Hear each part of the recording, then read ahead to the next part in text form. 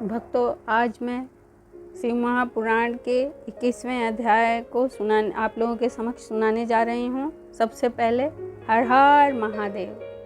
शिव जी के चरणों में प्रणाम, माता पार्वती जी के चरणों में प्रणाम, गणेश जी के चरणों में प्रणाम, कार्तिकेय जी के चरणों में प्रणाम, लक्ष्मी माता विष्णु भगवान के चरणों में प्रणाम, हनुमान जी के चरणों में प्रणाम।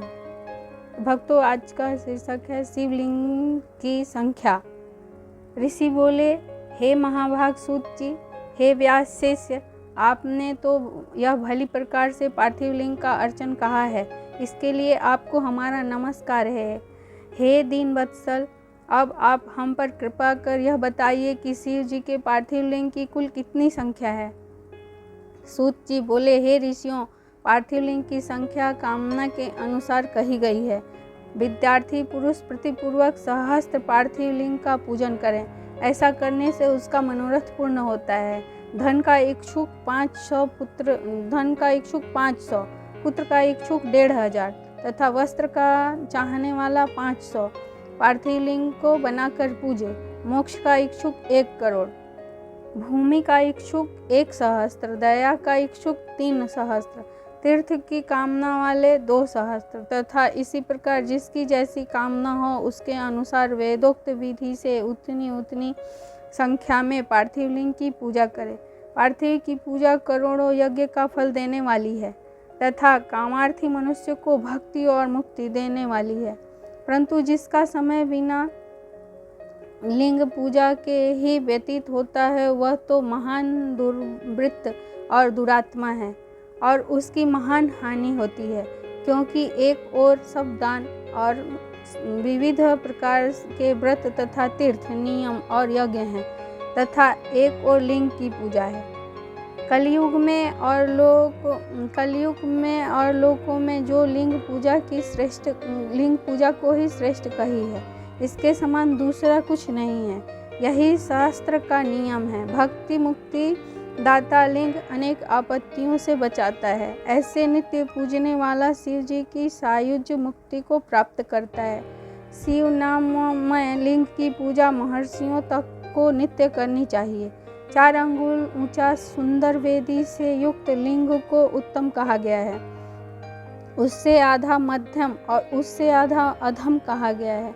चारों वेदों और सब शास्त्रों से लिंग की आराधना के समान दूसरा पुण्य नहीं। विद्वान को उचित है कि वह सब कर्म जालों को छोड़कर नित्य एक लिंग की पूजा करे, क्योंकि लिंग का अर्चन करने से संपूर्ण स्थावर जंगम जगत पूजित हो जाता है। संसार से तरने का इससे सुंदर उपाय दूसरा नहीं है। ब्राह्मण, क्षत्रिय, वैश्य, स्त्री तथा अन्य सभी जातियों को शिवलिंग की पूजा करने का अधिकार है। द्विजों को वैदिक मार्ग से पूजा करनी चाहिए, अन्य मार्ग से नहीं। और दधीचि, गौतम आदि ब्राह्मणों के शाप से दग्ध चित्त वालों एवं उसके वंशजों को जिनकी वैदिक कर्म में श्रद्धा नहीं है, जो वेद स्मृति के कर्म का अनादर कर दूसरे कर्म का आचरण करते हैं, उनके संकल्प नहीं प्राप्त होते। उन्हें चाहिए कि वे उसी स्थान पर त्रिजग्नमयी अष्टमूर्ति का पूजन करें। पृथ्वी, जल, अग्नि, वायु, आकाश, सूर्य, चंद्रमा और यजमान, ये 8 मूर्ति पूज्य हैं। सर्वभव, रुद्र, उग्र, भीम, ईश्वर, महादेव, पशुपति, इनका मूर्ति द्वारा पूजन करें। देव कर्म को रात्रि में सर्वदा उत्तराभिमुख होकर करें। इसी प्रकार पवित्रता से युक्त हो उत्तर की ओर मुख करके शिव जी का पूजन करें। शिव जी के आगे पूर्व को न बैठें और शक्ति सहित दक्षिण को न बैठें और न ही पश्चिम को बैठें, किंतु उत्तर को ही बैठें। साथ ही भस्म और रुद्राक्ष की माला तथा बिना बेलपत्र के ज्ञानी जन शंकर जी का पूजन न करें।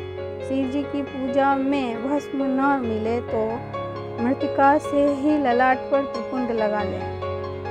और भक्तों, यहाँ पर हमारा 21वां अध्याय समाप्त हुआ। आशा है, विश्वास है कि आप लोगों को ये बहुत पसंद आ रहा होगा। अगर पसंद आए तो लाइक, शेयर और कमेंट ज़रूर करें। चैनल को सब्सक्राइब करें। धन्यवाद।